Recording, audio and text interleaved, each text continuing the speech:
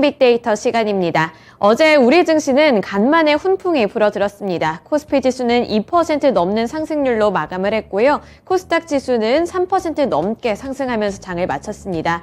이 안에서 외국인과 기관의 수급 살펴보면서 오늘장 힌트도 얻어보시죠. 코스피 시장부터 살펴보겠습니다. 네, 코스피 시장에서 외국인은 이번에도 삼성전자와 SK하이닉스 같은 반도체 투톱을 모두 매수했습니다. 이거를 연속으로 매수세가 유입이 되고 있는데요. 미국발 훈풍이 국내 증시에까지 도달한 모습인데 특징주 가서 더 자세하게 설명해 드리도록 하겠습니다.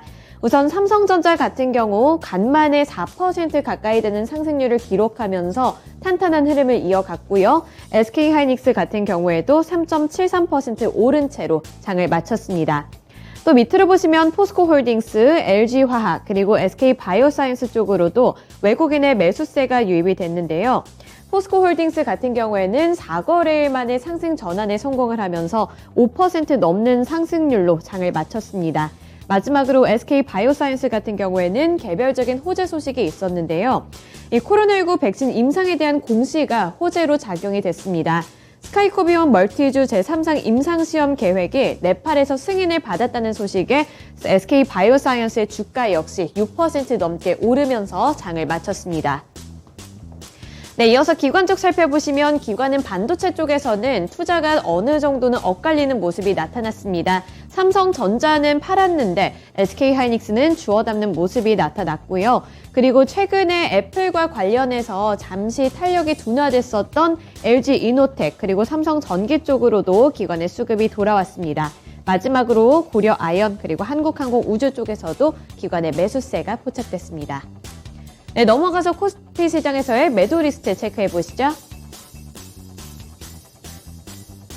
네, 외국인이 이번에는 기술주 중심의 매도세를 나타냈습니다. 네이버와 카카오를 대거로 매도하는 모습이 나타났는데요.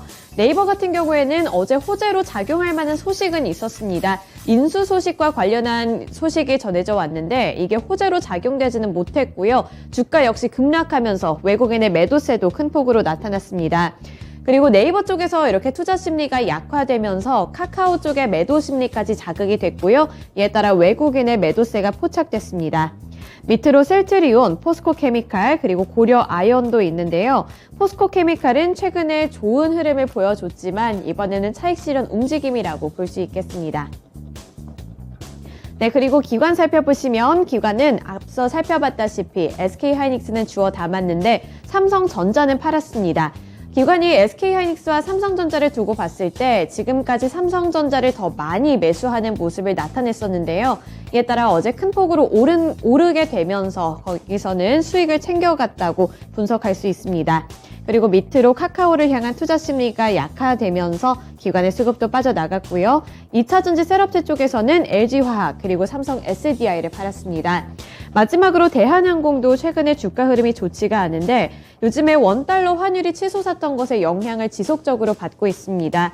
또 여기에 대한항공과 아시아나항공 기업 결합이 연내까지 해결이 될 수 있을지 이 부분이 관전 포인트가 될 것 같은데요. 이 리스크가 해소될 수 있을지 지켜보시면서 대한항공의 주가 흐름 역시 살펴보셔야겠습니다.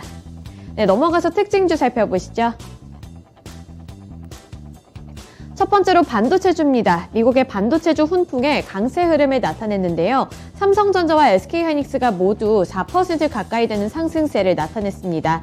미국에서는 필라델피아 반도체 지수가 큰 폭으로 오름세를 연출했고요. 또 나스닥 지수도 훈풍이 불어들면서 국내 증시에서도 반도체를 향한 투자 심리가 개선되는 모습이 나타났습니다.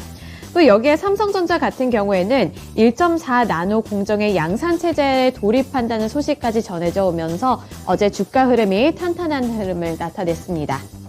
네, 넘어가서 두 번째 특징주 살펴보시죠. 네이버입니다. 네이버가 이번에 미국의 포쉬마크라는 이 C2C 기업의 사이트를 인수한다는 소식을 전해왔는데 그럼에도 불구하고 주가는 급락했습니다. 이 네이버가 이번에 중고거래 플랫폼인 포쉬마크에 2조 3천억 원을 베팅했다고 하는데요. 이 포쉬마크라는 기업 자체가 미국에서는 당근마켓처럼 큰 기업이라고 합니다. 하지만 일각에서는 우려스러운 목소리를 내놨습니다. 너무 비싸게 산 것 아니냐는 우려감이 돌게 되면서 주가도 하락하는 모습을 나타냈는데, 하지만 또 다른 측면에서 살펴봤을 때는 이 기업 가치를 보면은 네이버와 포시마크의 시너지 효과가 기대된다, 이런 평가도 있는 만큼 두 가지 엇갈린 반응 중에서 어떤 반응이 실질적으로 나타나게 될지 결과물을 계속해서 트래킹을 해보셔야겠습니다. 네, 넘어가서 코스닥 시장 살펴보시죠. 코스닥 시장에서 외국인은 이번에 에코프로비엠을 가장 많이 사들였습니다. 2차전지 소재 쪽에서 순환매가 지속적으로 돌고 있는 모습이고요. 또 밑으로 보시면 미래 나노텍이 있습니다. 밑으로 또 HPSP처럼 이렇게 반도체 관련주 쪽으로 투자 심리가 개선되는 모습이 나타났고요. 또 한일사료, HLB 쪽에서도 외국인의 매수세가 포착됐습니다. 네, 그리고 기관 살펴보시면 기관은 지속적으로 셀트리온 그룹주 쪽에서 셀트리온 헬스케어를 주워 담고 있는 모습이 나타나고 있고요. 또 아프리카 TV 쪽에서도 기관의 매수세가 간만에 포착되고 있습니다. 2차전지 관련해서 에코프로비엠이 있고요. 또 HPSP는 반도체 관련주를 엮이고 있는데 외국인과 기관이 동반 매수한 종목입니다. 특징주 가서 더 자세하게 보도록 하겠고요. 제약바이오 쪽에서는 HLB가 관심을 받고 있습니다. 네, 넘어가서 매도 리스트 체크해 보시죠.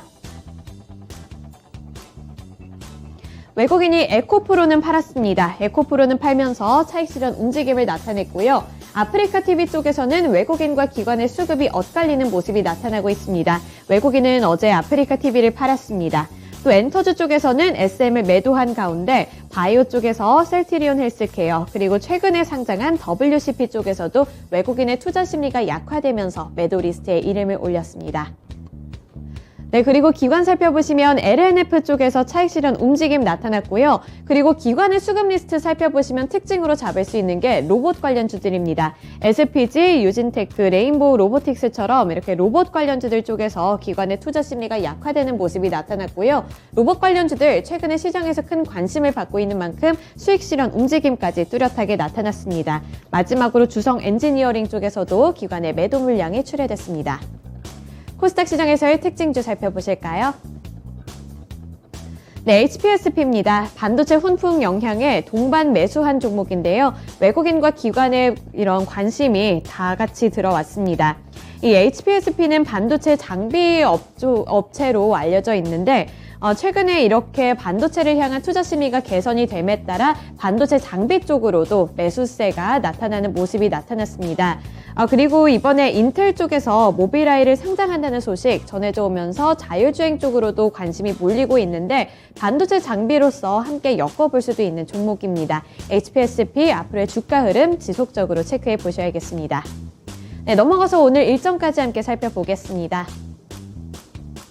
첫 번째로 오늘 국내 증시에서는 선바이오가 신규 상장하는 날이라고 하는데요. 장 초반부터 예의주시하시면서 주가 흐름 체크해 보시길 바라겠고요.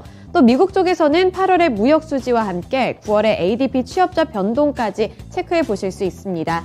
이번에 미국 고용시장과 관련해서 아직까지 타이트하다, 아니다, 이와 관련해서 연준의 긴축 움직임에까지 관심이 쏠리고 있으니까요. 이 9월의 ADP 취업자 변동 지수 함께 체크해 보시면 좋을 것 같고요. 마지막으로 IMF 쪽에서는 세계 경제 전망 보고서를 내놓을 예정입니다.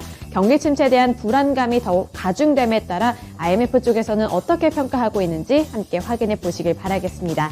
네, 이렇게 오늘 주요 일정까지 함께 살펴봤고요. 오늘도 성공 투자하시기를 기원하겠습니다. 지금까지 토마토 모닝 빅데이터 시간이었습니다.